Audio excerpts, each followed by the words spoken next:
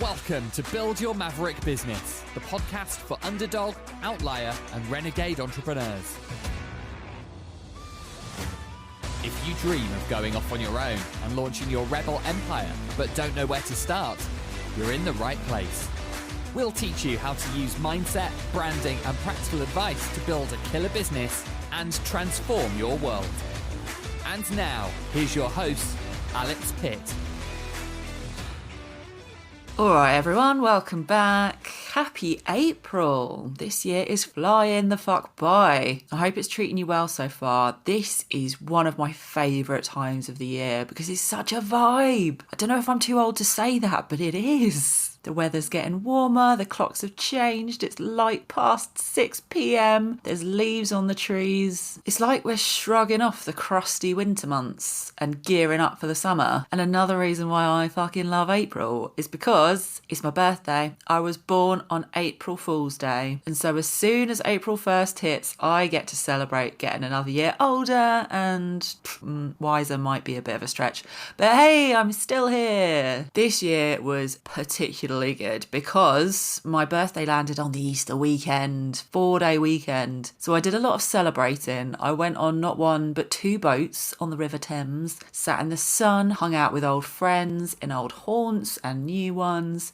It was a dream. I had a lovely, lovely time. And on one of those days, Joe and I spent an entire day hanging out all over London and chatting shit to each other for hours. We covered it all. Popular culture, politics, shit that we need to add to our watch list. And of course, part of that chat involved me telling him all about the future of Build Your Maverick Business, where I'm at with it, and all the things I'd like to create. Products, services, tools, memberships, etc. All in the future. These are just myriads of ideas that I have in my brain that bounce around rent-free, getting me all excited and making me think, the possibilities are endless. And yet I kind of surprised myself during this chat by saying to Joe that, of course, all of that's going to take a long time. I need to start small. I need to do it little by little. I can't have all of those things kicking off at once. And the reason I surprised myself with that is I am like a toddler on sugar when it comes to my business. Excitable, uncontrollable, going hell for leather in all directions with no fucking chill and no pace whatsoever. I get really excited when I get a new idea and I want to do all of the things all of the time. I've come a long way since I started Strange, but when I first started the agency, I went a bit fucking mad on the service offering. I was listing so many things on our website and talking about so many different things, so many services, because we could, right? Between myself and the freelancers in my network, there was a creative plethora of things we could offer, that we could sell, individual skill sets that we could tap into, which when you take all of those individual skills and offerings and start building them up like I did into packages, it got even more overwhelming. Photography, videography, websites, art direction, print design, digital design, create some social media posts, and then do you want a pitch deck too? Come back, why are you running away? It wasn't very clean. It overwhelmed some people, but more so it felt a little bit desperate, kind of like we will provide literally any service if you have money.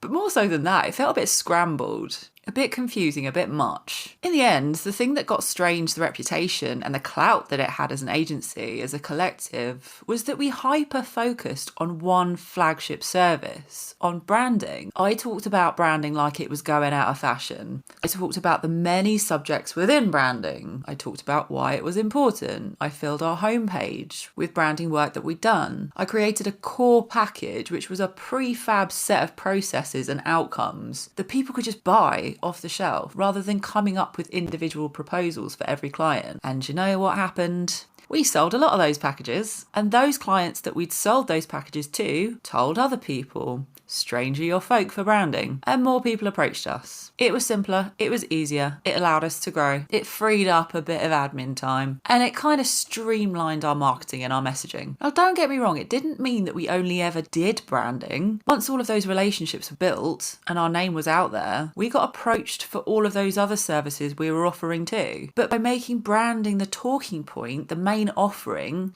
That streamlines the conversation and the promotion. I do think that spreading out offering across many, many things is something that we all do when we start out, not just service-based businesses either. You'd think that logically, if you have more stuff to sell, you're offering more opportunities for your audience to buy, right? If you've got more stuff, you're going to make more money. Seems like the right way to go. Seems like the most logical thing. But the problem is that, especially for anyone running a business online, there's so much noise to compete with. If you overwhelm your potential customers, you can so easily scare them off. Or worse, you can fucking bore them. It is very easy to get swept away by the temptation to offer a shit ton of products or services, especially as we as business owners are ideas people. We get excited about doing all the things all at once. We get distracted by shiny objects. However, my loves, let me make my case for why you could massively benefit from starting out from a teeny tiny core set of products. Even just one product when you're in the first stages of running a business. Here is why. First of all, it's just easier to fucking start in the first place.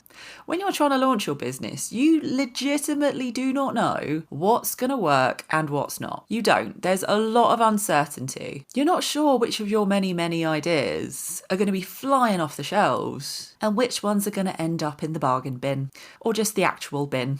So focusing on one thing and testing it, tweaking it, and gauging interest is a much smarter way to kick off. If you've been listening to this podcast a while, think back to the older episode, Don't Worry, Be Crappy. It's one of my favourites. In that episode, I talk about how you can get stuck in the planning stages of a business. And I give a little example involving cakes about how you can avoid procrastinating by planning too much, if that wasn't clear. You can avoid planning by putting out just one thing and seeing how it lands with your audience. If you haven't yet started, if you've not launched and you're planning a huge business launch with 50 products, it's going to take you fucking ages to actually do anything. It is. And the worst part is, you don't know if anyone's actually going to buy all of the stuff you're putting your heart and soul into. Create, test, tweak, one thing at a time and build slowly. Which leads me on to my next point. Starting with fewer products makes it easier to get feedback from people on whether or not they like and would potentially buy the things that you're providing. I remember working with a client once on a launch of a new skincare range. Now they had about 10 products in this range, 10 new products, all your essentials, everything from cleansers to moisturisers to serums, all your lotions and potions within this one range. And for a bit of initial feedback, they gave everything to a member of their marketing team to try out and review. She was into skincare. She was the best person for the job. The problem was they didn't give her much time to review this stuff. The timelines were a bit off. And this poor girl came in the next day, absolutely caked in foundation. She had reacted badly to this stuff and broken out. And the founders said, oh fuck, that's awful. Which of these products shall we pull from the range? Which ones wouldn't you recommend? And she said, I don't fucking know. I used them all at once.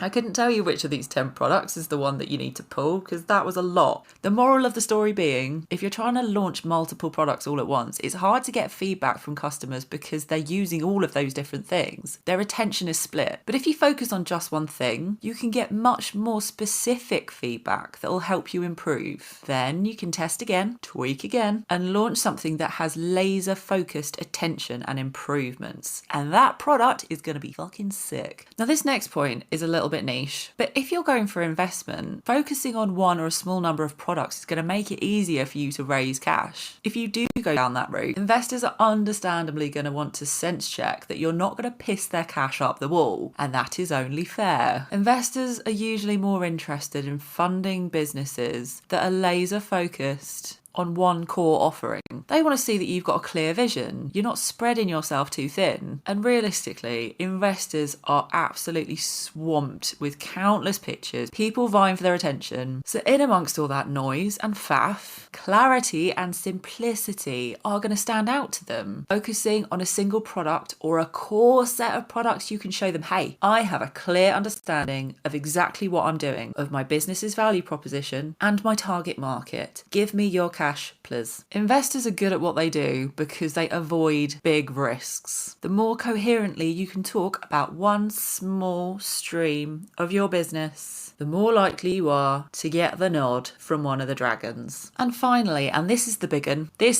one, it's easier to market your product if you're only having to market one or a small number of things. The thing is, if you're trying to market multiple products at once, you've got to figure out how to communicate the benefits of each of those products in a way that's clear and concise. If you're just focused on one thing, you can really drill down and explain why it's the best solution for your customers' needs. I've said this so many times in so many ways. We humans like things to be very simple. We're not good at concentrating in this TikTok age that we live in. We want to be told over and over again why this thing that we are being presented with will change our lives for the better, introduce pleasure or remove pain. Remember that stat that I've thrown out a few times, and this changes a lot with every new research project that's done on this. But people need around 7 interactions with your brand at least before they're actually ready to buy from you. I've also talked a lot in the past about how I've been hit with targeted ads for weeks, if not months, showing me a single product in many, many ways before I say, oh, go on then, I'll buy. That's for one thing. They just show me a million different videos explaining why this one product is so great, and it takes me that long to buy. It takes me that long to actually place an order. Imagine the ad spend of those companies if they were trying to sell me 10 different things. Focusing on a single or a small amount of products doesn't mean you can never launch new stuff. I don't want to take all the fun away from you, loves. All it does mean is that you should be focusing your energy and your attention so that you can build a strong foundation for your business. It's way too easy to give in to the temptation of offering everything except the kitchen sink. But if you laser focus, bin off the distractions, and channel your energy towards mastering one thing at a time, oh, you'll be laughing. All right, my darlings, think about it, focus in, have a lovely rest of your week, and I will catch you here next time. If you love what you're hearing in this podcast, but you are still yet to start that rebel empire of your own, I've got something that might help. Head over to the show notes of this episode where you will find a free 7-step action plan to kickstarting your first side hustle. It's got pretty pictures, it's got activities. What more could you want, my loves? Get it downloaded, try it out, let me know how you get on.